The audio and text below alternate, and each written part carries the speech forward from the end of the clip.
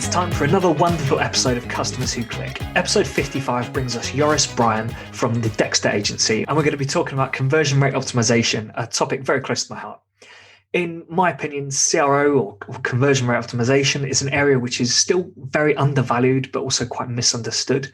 It's very easy to go wrong with CRO, focus on the wrong metrics, run tests incorrectly, or just waste a lot of time and resources on it. Lots of brands focus on adding more and more traffic to the mix and then focus on kind of the conversion rate of that traffic as a whole. But there's so much more to it, including the value side of things.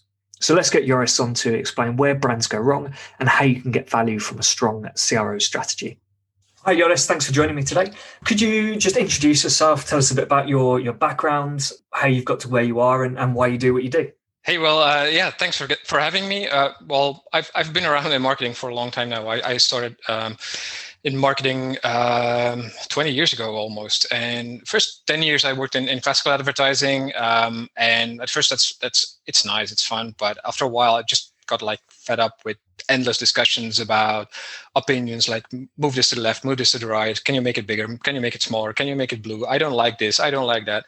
And it just drew all the energy out of me. And after a while, I kind of stumbled into digital marketing. And what I liked about the digital aspect of marketing was that everything is measurable and you have so many data. And I think like many people that started out in digital marketing, I started with SEO and PPC and that kind of stuff. And at some point I discovered conversion optimization. And for me, that was some kind of, I had an epiphany almost okay, this is it. This is what I really want to do. And I started specializing in it, following any course that I could find and read any book about conversion optimization I could lay my hands on. And what I really liked about it is that conversion optimization, basically, it combines everything that I learned in classical advertising as well. So there's a lot of psychology, design, copywriting, but it adds the data to it as well. And the all discussions that I used to have with all advertising agency clients about make it blue, make it red, make it smaller, make it bigger. They don't exist anymore. It's like, oh, okay, sure, let's test it. So there's no debate whatsoever anymore. So that's why I really like this. Everything kind of came together, and it solved my biggest pain point that I had when I worked in advertising agencies. So yeah, that's basically what I specialize in. I've been doing CRO for e-commerce for the last 6 years now, almost 7. I think I kind of lost track. But yeah, so I'm doing conversion optimization for e-commerce and absolutely loving it. Awesome. Yeah, it kind of sounds similar to how I've gotten into the similar space. Had worked in house for a few years, came across so many problems with the product that there were just so many opinions on. Yeah, and so just constantly pushing back. Well, let's just test it. Let's get some data. Let's get some customer feedback. If for some reason we can't test it, let's at least use the data to make the decision. Sure. Let's not just go with, I think it should work like this, which is what you get so much, and it's so frustrating. So let's talk about CRO, conversion rate optimization. Do you want to just kind of, I guess I'd expect a lot of people to know what it is, but it'd be good to hear how you describe it and how you would explain it to someone. All right. Yeah. So maybe first of all, I'm not a big fan of the term conversion rate optimization or CRO, because I think, conversion rate, it is an important metric, but the thing is, it's not the only metric. And at the end of the day, like in our case, we mainly work for only work for e-commerce companies. The conversion rate is important, but at the end of the day, it's all about revenue and about profit. And it's easy to double your conversion rate by just cutting your prices in half or even lower, and you'll double your conversion rate. But as a business, that just doesn't make any sense. So I think conversion rate optimization, it's here to stay. Everyone uses the term now. But I'd say if you want to use the term CRO, why not make it continuous revenue optimization? I think it's still not ideal as a term, but it's closer to what we do in the field of conversion optimization. So the way I see conversion optimization is a bit more holistic, a little bit broader, probably than just focusing on that conversion rate as such. I think in the beginning we were very, very much focused on just conversion rate, but in the end, what I think conversion optimization is really about getting more out of what you already have, and that's not just your conversion rate. So just to illustrate that, like we work for e-commerce, and if you want to grow your store, and we're really talking about your online store, you can only pull 4 levers to grow your store, and that's you can increase your traffic, you can increase your purchase frequency, so the number of times somebody buys from you on average. You can increase your average order value, and you can increase your conversion rate. If you think about it, those are the only 4 levers that you can pull to grow your store, and your revenue is the result of your traffic times your conversion rate times your average order value times your purchase frequency. And a lot of companies are focused on the traffic side of things, and they get to certain points just by focusing on that, and that makes sense in the beginning of a company. But then they forget that then there's a lot more. You already have that traffic. Why not? Well, why don't you try to get more out of it? And you can easily double your e-commerce by focusing on these 3 other levers and increase each of the 3 other levers by just 30%. You basically double your business as well. But yet a lot of companies focus on just the traffic side of things, and they want to double the traffic to double the revenue. But you have to look at it holistically, and working with what you already have. You already have your customers. So why not try to sell more to the same customers? That's the purchase frequency. You already have transactions. Why not get a higher average order value out of every transaction? And you already have visitors to your site. So why not try and convert more of those visitors? So that's the conversion rate you work on. I've evolved from that very narrow definition of looking at the conversion rate to really working with what you already have and trying to get more out of that instead of adding more traffic to your site. Yeah, I completely agree with you. Exactly, like especially what you said right at the start there. It's really easy to improve a conversion rate. Yeah. What's not easy to do is actually improve the end result positively by improving conversion rate, which is that revenue. Ideally profit. You can run promotions. You can stick these little like widgets and things on site that kind of push people in the right direction. But at the end of the day, if it's not increasing profit, it can be a bit pointless. Yeah, absolutely. But even that explanation is not great, because there are cases where you don't care so much about the profit. For example, on a first purchase, you might not care so much about the profit because you're happy to spend money getting that person in. You're happy to give them a discount. I mean, look at subscription. So many subscription models these days, like Gusto, HelloFresh, even like Netflix and the like. You get a free trial or a heavily discounted first purchase, on top of the fact that they've paid the acquisition costs of getting you, which could be, I don't know, £30-40, something like that, €50. So you're not going to be profitable on that first purchase, which is fine. But yeah, it's all about that lifetime value, really. Yeah. And yeah, also, I guess another thing that you didn't really mention, but is kind of what you said, conversion rate doesn't necessarily have to be the actual conversion rate of the website. Mm-hmm. Conversion rate is trying to get and improve a data point at any part of the marketing funnel, really. That could be an open rate, a click-through rate, the average order value. As long as you're increasing the positive result of that conversion, that's what we want to be aiming for. Absolutely. Conversion can be let's say the main conversion, the transaction when we're talking about e-commerce, but it could be any micro conversion that leads up to the main conversion, obviously. And it's true. I mean, lifetime value is super important, and the profit that you get out of that lifetime value rather than that first purchase. I totally agree with that. I think even per if it's just about the website, I remember like one case where we ran an A/B test and the conversion rate from the variation was lower. So the B version actually lost when you just looked at conversion rate.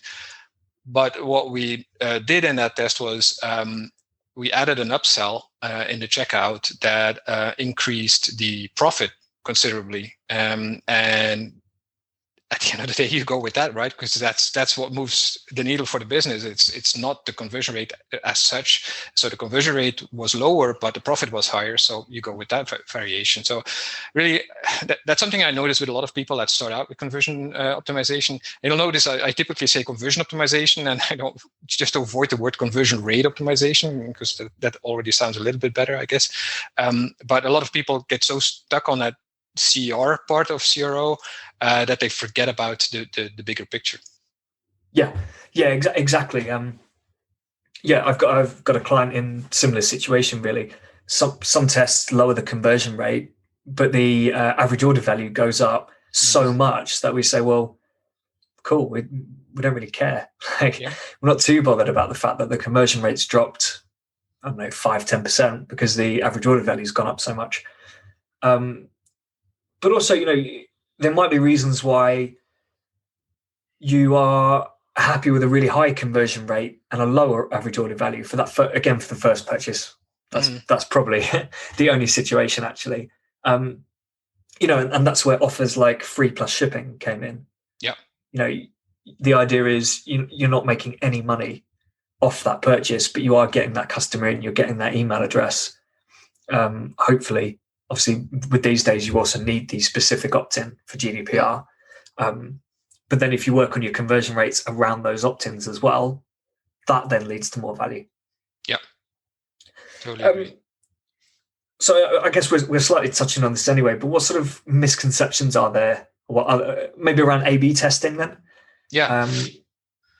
Well, I think when it comes to conversion optimization and A/B testing, there's many misconceptions. The ones that I come across the most, I think first of all, confusing those two terms, conversion rate optimization or conversion optimization and A/B testing. You need a certain amount of traffic to do A/B testing, and some site owners, they're like, we don't have enough traffic to do A/B testing, so I can't do anything about conversion optimization, which is not true. I mean, you can always look at data, and even if you don't have enough quantitative data, you could do user testing and try to learn and understand where people get stuck and how you can solve that and improve your site like that. I mean, so that's one thing I noticed, that people mix those terms. Also, if you do have enough traffic for A/B testing,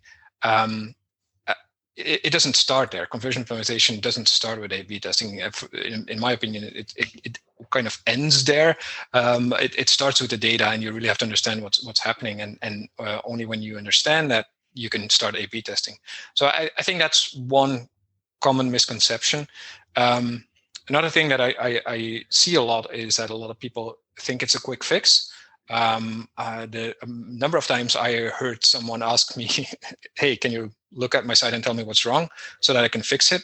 I mean, I've heard that a lot, and I wish it were that simple. And sometimes it is. I mean, sometimes there's like a real obvious problem, but that's the exception. Usually, it's just a number of smaller things and that basically stop people from buying, and you have to just understand that and then start working on the best solution and testing stuff. So I think there's still a lot of people that think like, oh, let's do a CRO project, and in 2 months from now we're done. So that's also one of the things that I see a lot. Yeah, there's that expectation that someone can hire you to do a 2-3 month project to optimize their conversion rates and set their business back on track.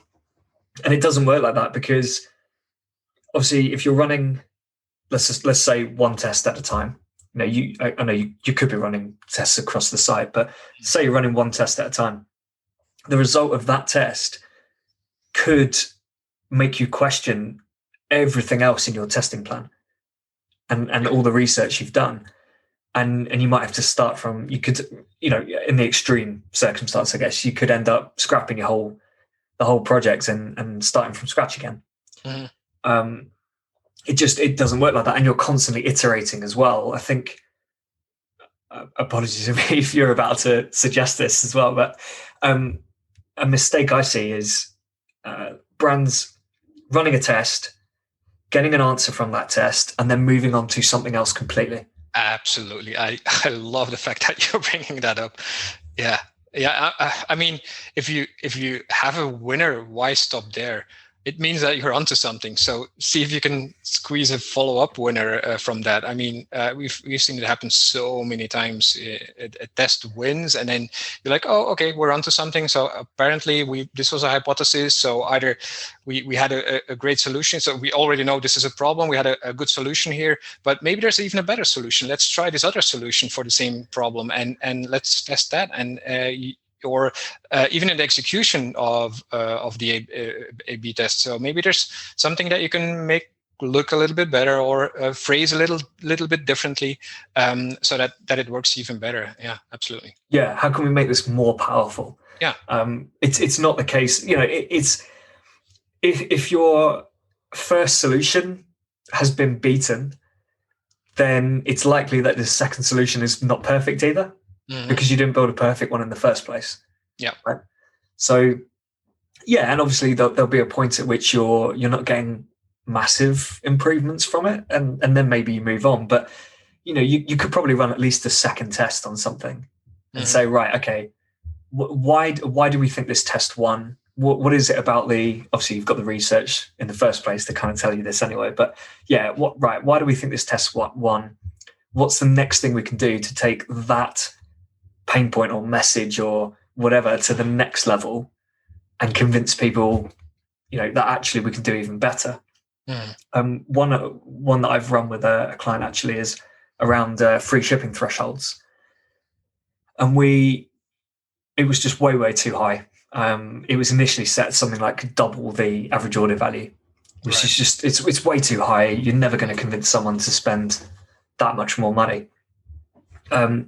So we dropped it a bit, roughly from, I think it was originally listed at, let's say, £100, when the average order value was more like 50-ish, I think. So we dropped it to something like 70, and we saw a bit of an improvement.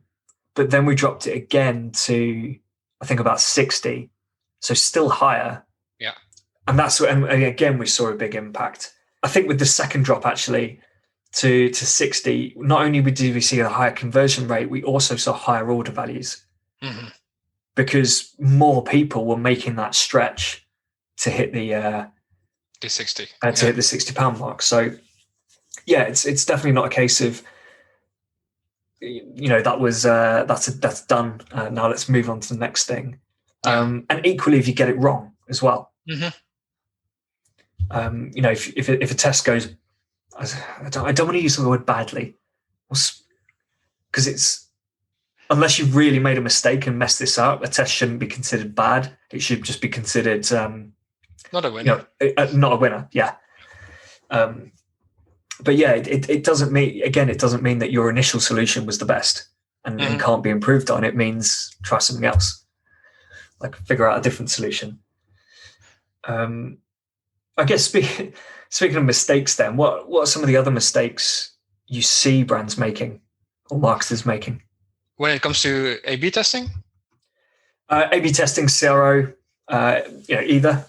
Yeah. So I think one of the biggest mistakes I see in general is not doing the research. Everybody wants to jump in the A/B testing phase, because that's the cool stuff, and that's what you read about. But I think not doing the research is setting yourself up for a lot of losing tests. You may get you may get some winners in the beginning, but then it's not going to be very consistent over time, and you just need to spend your time first to do the research and understand what's happening, where it's happening, why it's happening, so that you can really come up with good hypotheses. And if you have good hypotheses, you'll have better or more winners. So that's just having that patience to do that research, and putting in that time first, because the time that you put in first in doing the research, you make up for that so fast once you start A/B testing. I believe it was Visual Website Optimizer who did a research about that, and they found that on average, if you don't do the research, only 1 out of every 7 A/B tests will produce a significant result. So that could be a significant winner or a significant loser. That means you run 7 tests, the six out of 7, A and B pretty much the same. The 7th test produces a significant result, but it could also be a significant loser. So you spend already a lot of time to run those 7 tests. Whereas if you do the research first, like typically what we get cross clients, on average, we get like 1 winning test out of every 3 tests that we set up.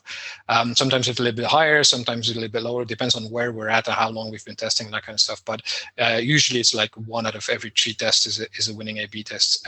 So if you spend that research, maybe a couple of weeks up front doing that research, you'll see how you can make up for that time really fast by finding more winners. However, there's a lot of companies that are like impatient. They want to get to the A/B testing because that's the cool stuff. That's what they read all the case studies about. And I think that's the main mistake I see happening a lot. Yeah, I definitely agree with you there. Lots of we know this page is a problem, so let's change it. We all look at it together. None of us like the button or some of the text or the image. And again, I guess it just comes down to like opinions a lot of the time when that happens. Yep. And that's why it doesn't really work, because effectively you're just using a sample of 1 for those tests. And a sample of 1 obviously doesn't give you anything, doesn't give you any data. So the research is definitely the best place to start. How would you what sort of research? What would you suggest doing? So I've written a book about conversion optimization for e-commerce, and it's called Kill Your Conversion Killers. And I wrote that about 2 years ago. I mentioned quite a few research methods in there, and I split them up like essential methods and nice to have methods. But since I wrote a book, I think it was about a year ago, what I did was analyze all the A/B tests that we've ever set up for all our e-commerce clients, and by now we've set up about 1,500 A/B tests. So that's a big database of A/B tests. So and what I looked at was, where did the winning A/B test IDs come from?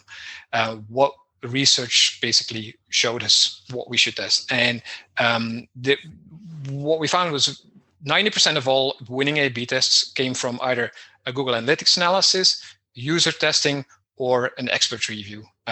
So those 3 together were responsible for 90% of our winning A/B tests for all of our clients. So when I found out about that, I was like, okay, let's just do 90-10 in this case. So let's just go all in on those 3 research methods. Let's get started. That's enough to get started. It'll get us a lot of good hypotheses. And later on, we can add more research methods, like looking at click maps and scroll maps and visitor recordings, all that kind of stuff. But I'd say, like, if you have to start somewhere, do the Google Analytics analysis, do user testing, and an expert review. And basically, an expert review is, an expert going over the site and pointing out potential problems. Okay, that's really interesting. Obviously, user testing is really important, and so is Google Analytics. But obviously, it helps to have an expert look over things, especially if they've done it so many times. Yeah, well, what I was going to say as well, our expert review is maybe a little bit special in a way that we've made our own in-house checklist for e-commerce, and basically that's based on I went over more than 5,000 pages of studies, so actual research and studies, not just like case studies or blog posts out there, and I compiled a huge list of checkpoints and based on per page template. So for the home page, for category pages, product pages, cart, and so on.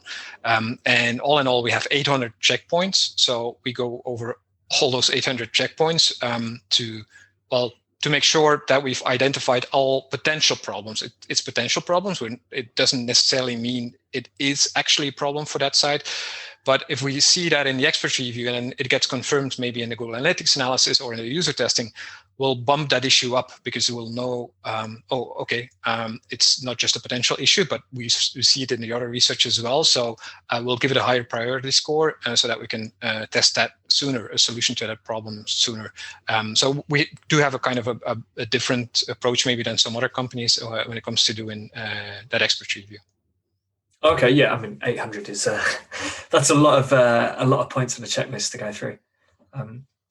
Absolutely, it takes a while, but yeah.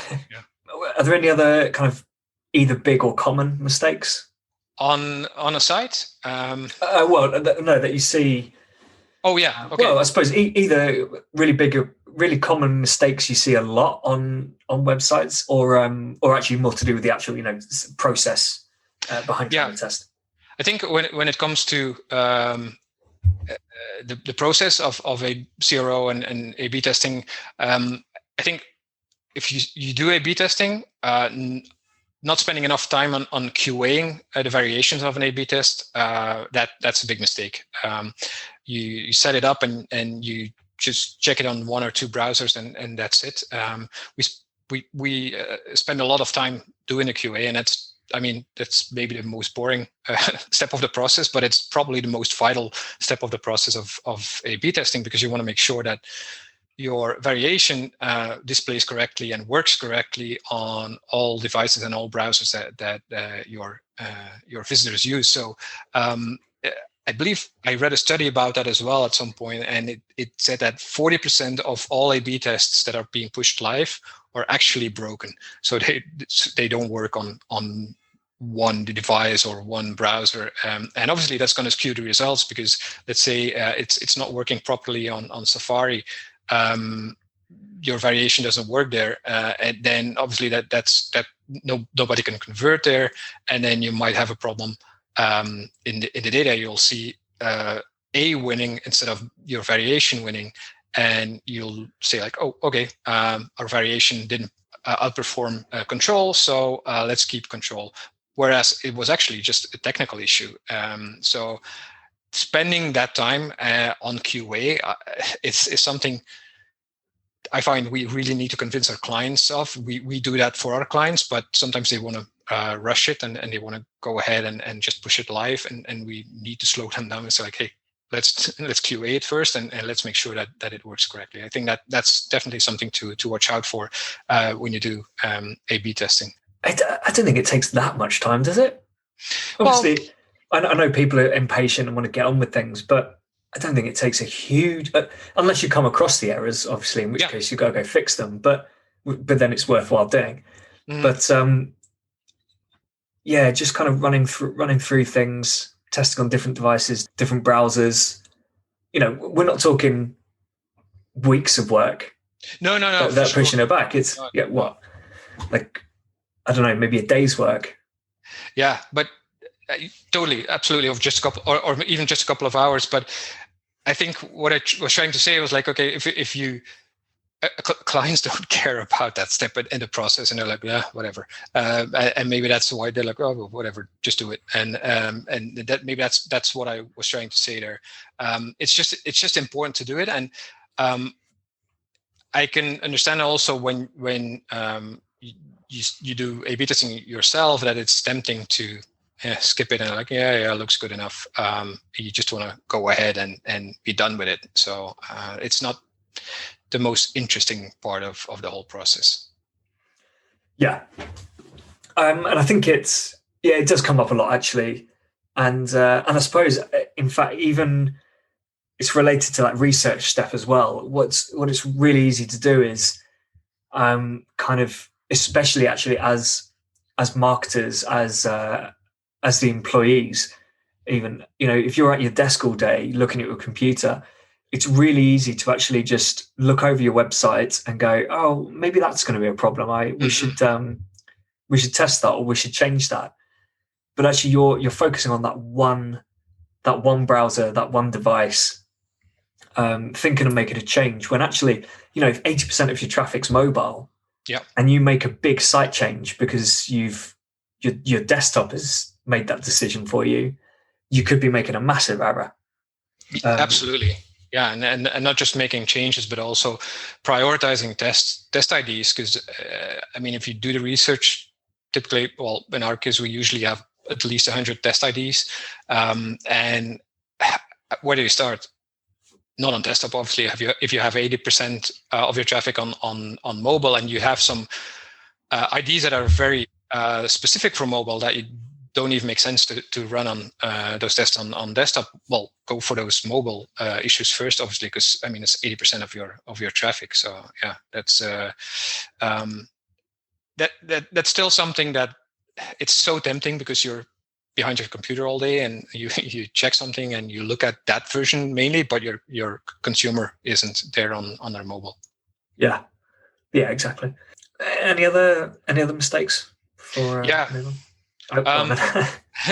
Plenty of those, but I think especially when it comes to letting the test run long enough, that's something that I see a lot in the beginning phases. So when a company starts out with conversion optimization, they run a test and they look at the numbers after 2 days and they're like, whoa, B is winning. Let's stop it. Let's implement it. And maybe they don't have enough conversions yet. And even if they do, they haven't run the test in cycles of full weeks. So it's really important to do that as well. If after like 7 days, your test is not done yet, give it another 7 days and not another 2 days. So basically what you want to do is you want to make sure you have covered all the ups and downs that you typically have in your conversion rate of a normal week. If you look in your analytics, for instance, and to a Thursday night or a Sunday morning, your conversion rate typically is going to be totally different. So you want to make sure you really catch all those highs and lows in the test cycle. So that's why you always need to test in increments of full weeks. So 7, 14, 21 days, it doesn't matter. But if it's not done after 7 days, don't stop it after 9 days. You have to give it another entire week. So that's also something we often need to explain to our clients, because they don't really get it. They see a number in the A/B testing tool and they're like, well, it's winning, so let's just implement it. But it can still flip, and we've seen that many times where on a Friday night A is winning, and on a Monday morning B is winning, because behavior in the weekend is totally different. So those visitors to the site, they react differently to the variation or to the control than the people that are coming during the week. Yeah, I do think that's one that people just aren't aware of. Mm-hmm. So, yeah, it is. You get to that point where you think, right, we're going to run it long enough, got to get statistical significance and all that. Hit that, do the check. Cool, this one's won. Go. And yeah, you're right. But I just don't think people are consider that really, that they need to run it for a full week, mm-hmm. because the idea of it having to be a full week it feels like almost like a different concept to a data-led approach, if that makes sense. What am I trying to say? Yeah. Like the statistical significance is significance, and therefore that should make sense. So yeah, I think a lot of people don't think, why does it matter to do a full week? Yeah. Well, what's that got to do with it? And yeah, it's the fact that different days convert in different ways. You've got different like browsing behaviors at different times and days as well. So yeah, I think that's a really really important one that's worth people knowing about. Yeah, and I get the temptation to end a test when your A/B testing tool shows that it's winning, but you just have to kind of hold your horses. And I used to say, like, don't check your data in the first couple of days, because you will be tempted to kind of end the test because you think it has already produced a winner. I've changed that a little bit. You have to check it after 1 day at least, just to make sure that your data are coming in correctly. That's so you don't want to wait 2 weeks and then check your data and then see like, oh shit, something went wrong with the test. I'm not getting any data. So you do want to check in the first day, but you have to just learn to be patient and let it run. And also, I guess, change your expectations. That's also something that I see a lot is that people don't have the realistic or the right expectations when it comes to conversion optimization and A/B testing in general. I don't know what your experience is when it comes to that. One of the expectations is that every test will be a winner, or every test should be a winner. Yeah. We're testing what we think should be a better solution. Therefore, if we're not getting a winning solution, we're doing something wrong. Mm-hmm. Which might be the case because you might not have done the research properly, mm-hmm. or something like that. But it might just be that, you spoke to customers, you looked at the data, you came up with what you did feel was the best solution. But people are just people, and you never know how people are really going to react to something. And that, I think one of the big expectations is that, every test will just really noticeably move the needle. Yeah. And that, and like you said earlier, 1 in every 3 tests is a winner for you. I think that, I imagine you're quite happy with that, right? Yeah, I mean, that's decent, right? Yeah. So I can understand why someone who doesn't understand it would say, like you're saying, a 33% success rate is good. Yeah. That sounds weird, but there's also the view that a losing test isn't a failure necessarily, as long as you can learn from it. Absolutely. And then it helps you get the next one. But I think one of the big expectations is that, this test you're running is going to get you a 20% conversion rate increase. Yeah. And the next one will get you another 15, 20% or 30% if you're really lucky. And it doesn't work like that. They're generally much smaller improvements. Yeah. And it kind of, I have a checklist that I run through when kind of evaluating a test idea. And it involves things like, is it something that's brand new to the website, or are we just moving something?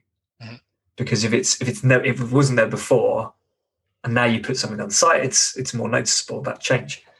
And then there's stuff around, usability or motivation or anxiety, and all these have that kind of different impacts. But you're generally looking at small incremental increases that will, eventually have that impact of boosting that conversion rate and ultimately the profit and everything.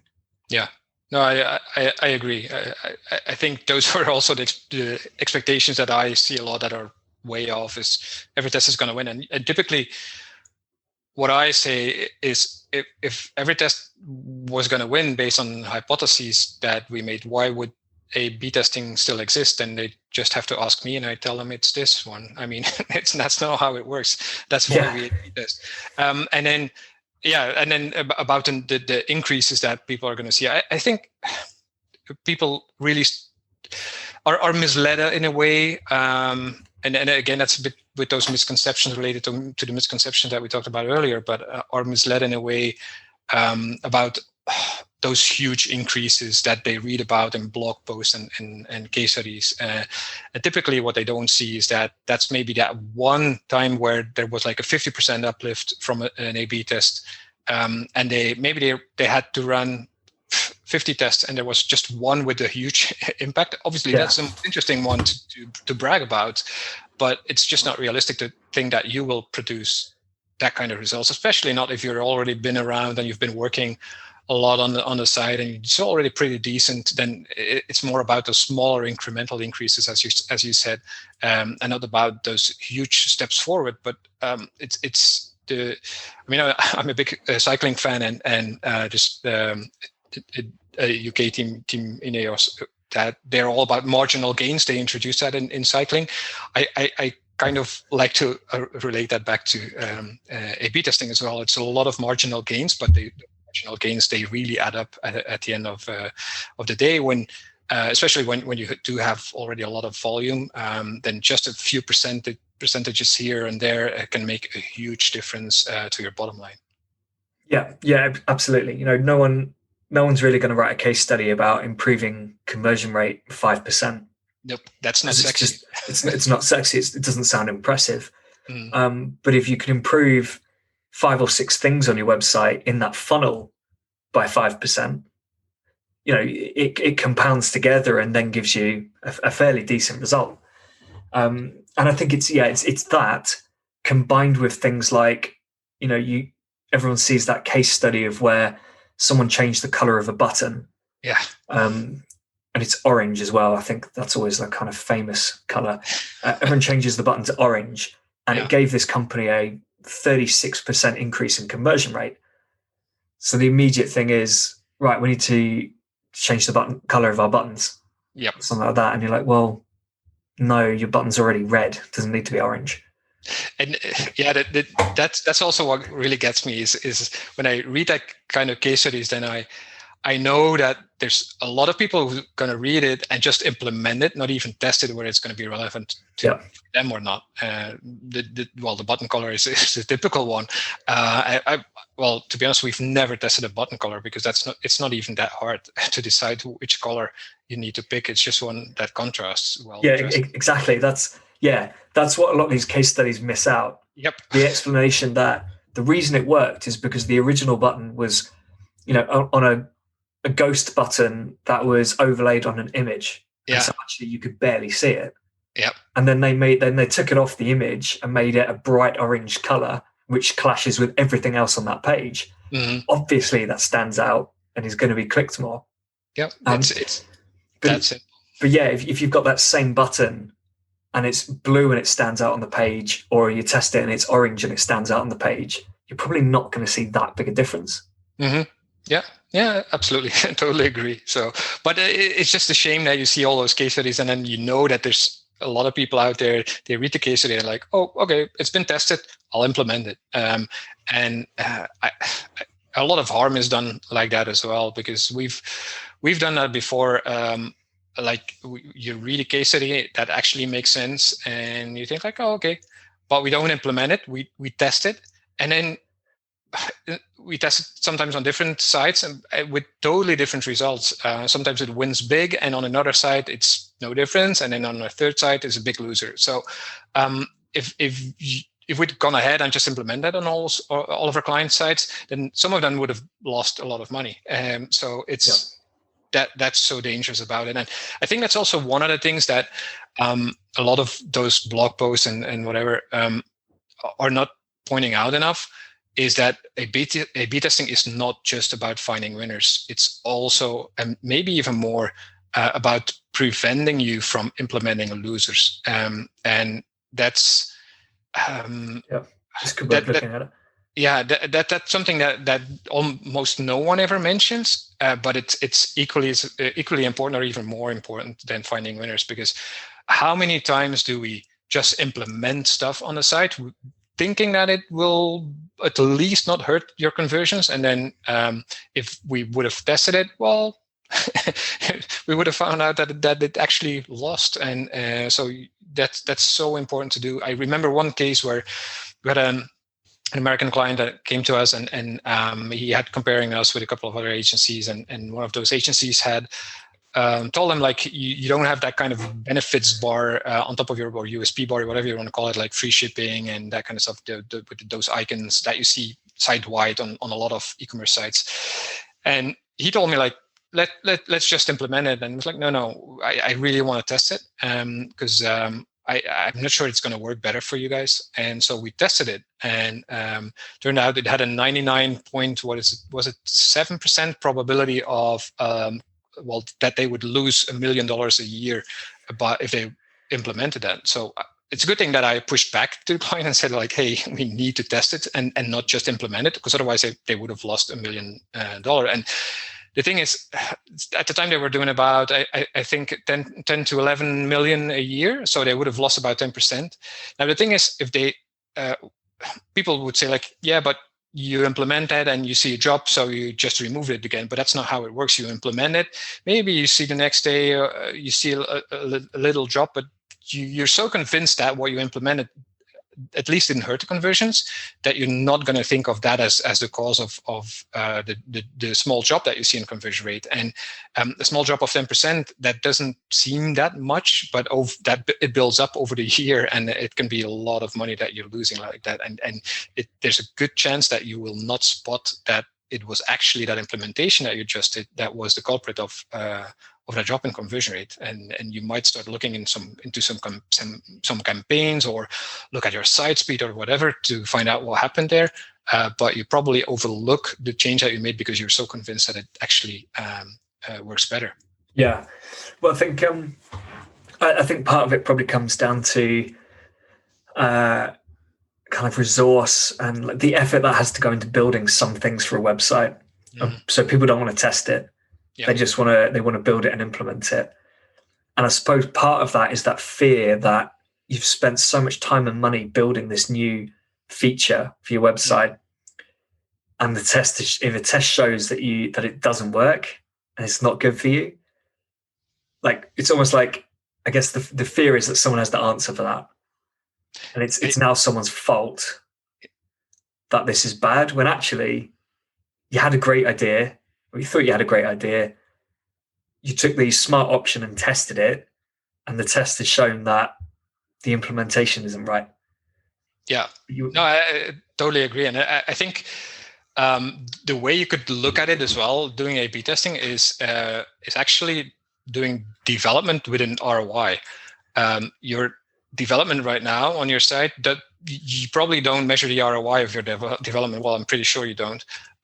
Because how do you measure that? And if you do A/B testing and you make every change to the site based on A/B testing, you'll have a clear ROI for your development in a way. So you'll know that what you're doing in development actually makes you money, and you can prioritize things to implement on the site when it's been tested. But yeah, it's just like some tests you need to spend a lot of time on to build them, and then they lose, and then it's like, oh shit, we tested the wrong thing, or we lost a lot of money on actually developing it and a lot of time on developing it. But you could also turn it around and say, like, a good thing we didn't implement it because we would have lost a lot more money. So we saved a lot of money. So, but yeah. It's a very logical way of thinking. And I guess as people, we kind of react more emotionally to that kind of situation. But I think that's just a shift of perspective that you need to make at that point. Yeah, definitely. And just final point from me on this before we move on. Best practice. I think that's another mistake people make is, with stuff like that button and the USB bar, for example, people kind of see it, and especially with the case studies, they see it as best practice and they think, we want to make our site best practice. So they implement this thing. Yeah. And it just doesn't work like that. Nope. Best practice works really well around processes. And the process for running your A/B tests and things. Yep. It doesn't work for web design because, there are some things you can do really badly. But other than that, it's kind of just guidance. And, maybe if you really haven't got any data or any site usage or anything, or if you're just starting, maybe go ahead with best practice because that's all you've got. But don't just assume that's because something appears to be best practice, it's just going to work for you. Yeah, that's a great point that you make. I think a lot of people, I almost cringe when people ask me what's best practice on this.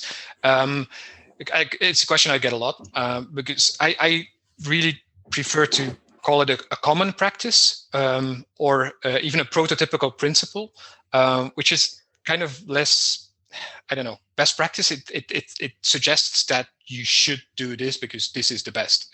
Whereas a common practice is already, it has less expectations to it. Or a prototypical principle is more like, how do people or sites prototypically solve a situation like that, or do this or do that? Because prototypes or prototypical thinking can really help when you put yourself in the shoes of your customer. Like, okay, they're going to come to my site. Where are they going to look for the search bar, for instance? Oh, okay, top right, for instance, or in the middle, but on the top. I'm not going to put it in the footer. So that's a prototypical principle. So that helps to make decisions. And it comes with less expectations, I think, than the term best practices. Yeah. I suppose the term best practice means if you implement best practice, you're done. You're done, yeah. And I think people know that's not quite what it means, but yeah, it's very easy to just say, this will make our site better. We don't have it. Everyone else has it. Must be best practice. In fact, Yeah, actually, yeah, that is where it gets even worse when it's not even, no one's ever called it best practice, but someone goes, oh, all our competitors do this. right. So that must be best practice. Yeah, That's the worst one. absolutely. Um, It's just a shortcut, I guess. We're all lazy in a way, so we tend to take the shortcut sometimes. And yeah, I do understand it, but it's just not the best way to do CRO for sure. No, definitely not. Do you see any big trends coming up in the way businesses approach CRO? Well, I think CRO it's still pretty much in its infancy, I'd say. I've noticed it's.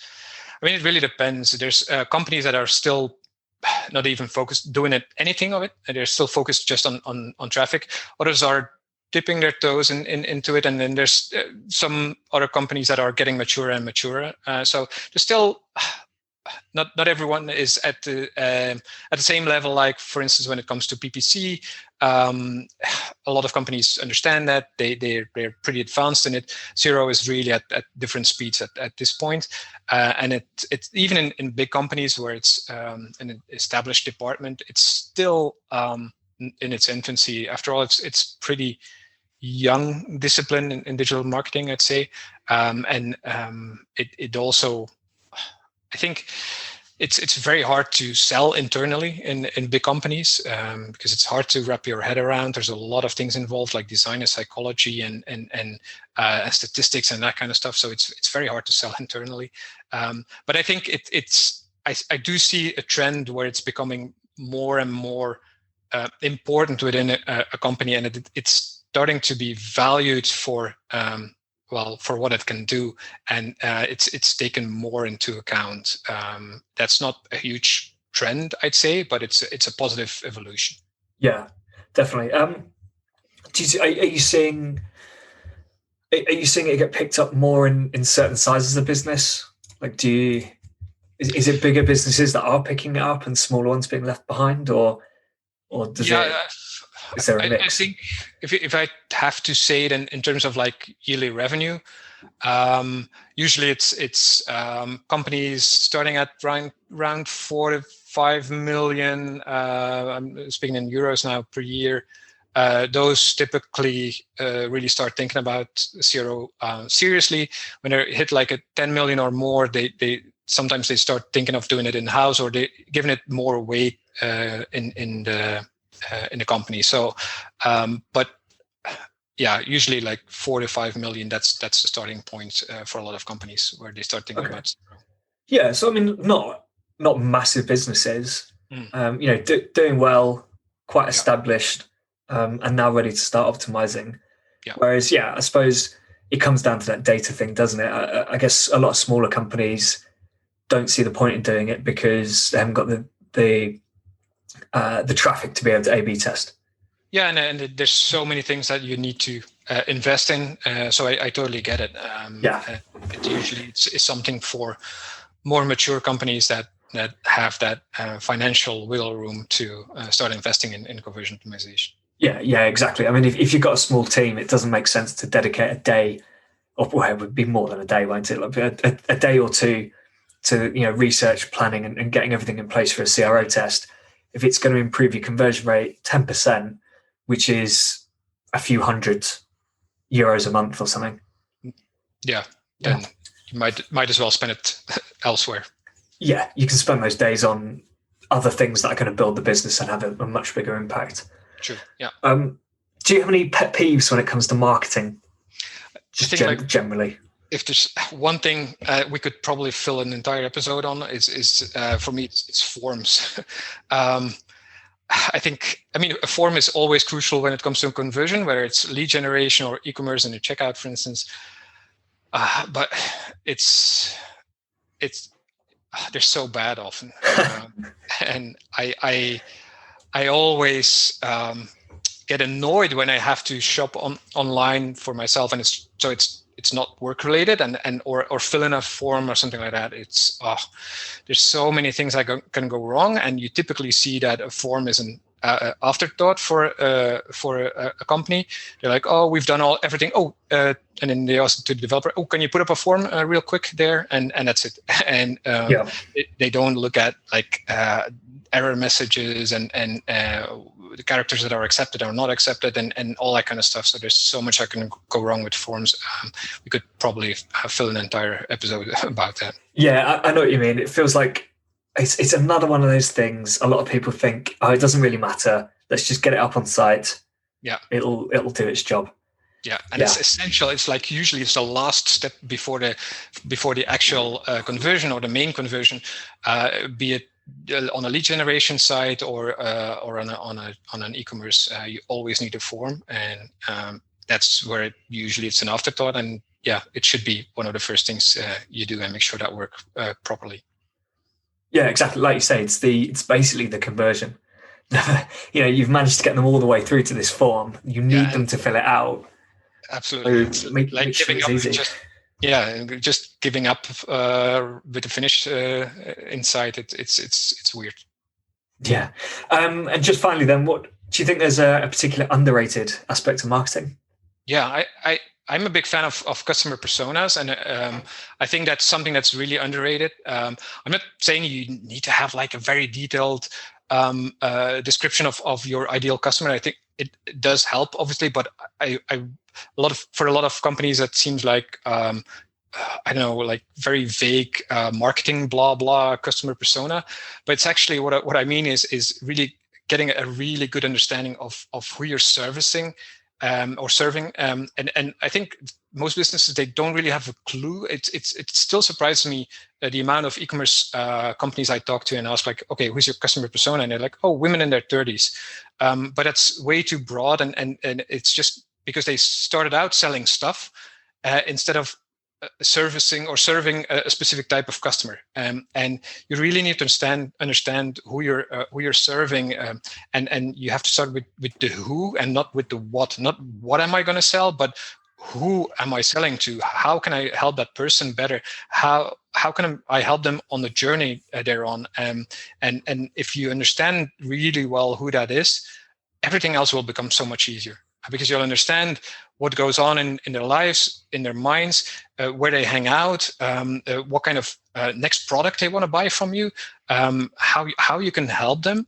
And I think that's really the way to build a future-proof brand. So I think that's really underrated aspect. And well, I mentioned the term brand. I think for a lot of e-commerce companies, branding also seems like a very vague and blah blah kind of marketing concept. But I think building that brand is really important if you want to future-proof your company.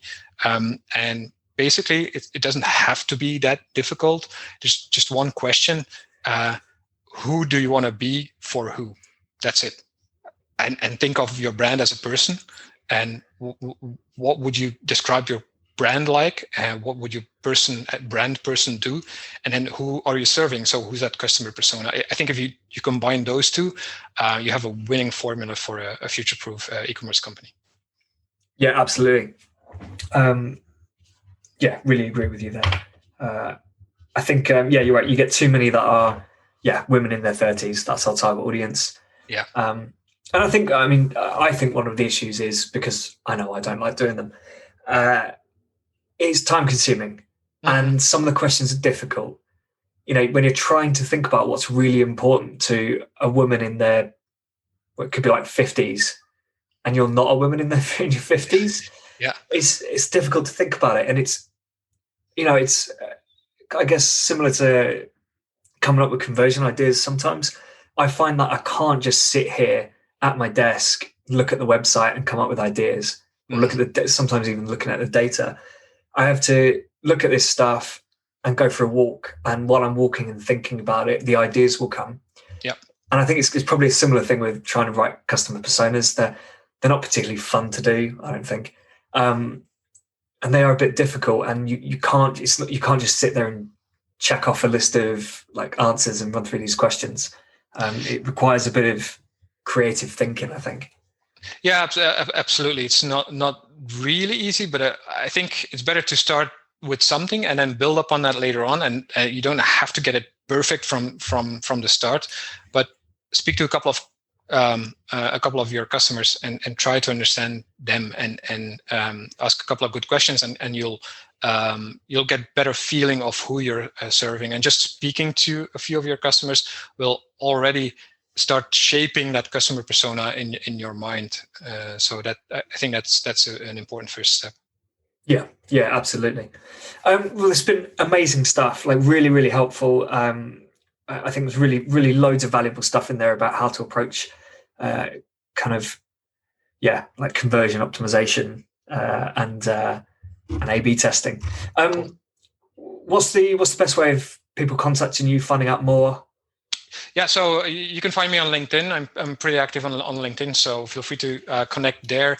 And then if you like, you can download a free PDF version. Well, you can buy my book as well on Amazon, but you can just download a free PDF version of my book, and then just go to dexter.agency/free-book, and you can download a free PDF version there. That's a nice and simple domain, isn't it? Or URL. Cool. Well, thank you so much. Thank you for joining me. Thank you, Will. Great being here. So as you heard, CRO isn't just a quick fix. It's not something that's going to magically turn a dying business into an industry leader. But if done correctly, it's absolutely will make a business more efficient, sustainable, and profitable. Don't just blindly follow case studies, and be cautious of what you hear online from the gurus. CRO is tough, but it can pay off massively. Just remember, at the end of the day, it's all about value. If you're not getting value from the customers you're converting, there's not much point converting them. Contrary to popular belief, you don't have to make a loss on the first purchase. You can acquire valuable customers from the start and then focus on making them even more profitable in the long run. If you'd like to learn more about CRO, reach out to Joris on LinkedIn, or you can head over to the Dexter Agency website to grab his book. Any other podcast questions, feedback, or guest requests, either send them over to will@customerswhoclick.com or tweet me at Will Lawrenson. Next up, I've got Mike Rhodes with me. We're going to be talking about PPC and how understanding the profit curve will open up massive opportunities of growth for you. But until then, keep those customers clicking.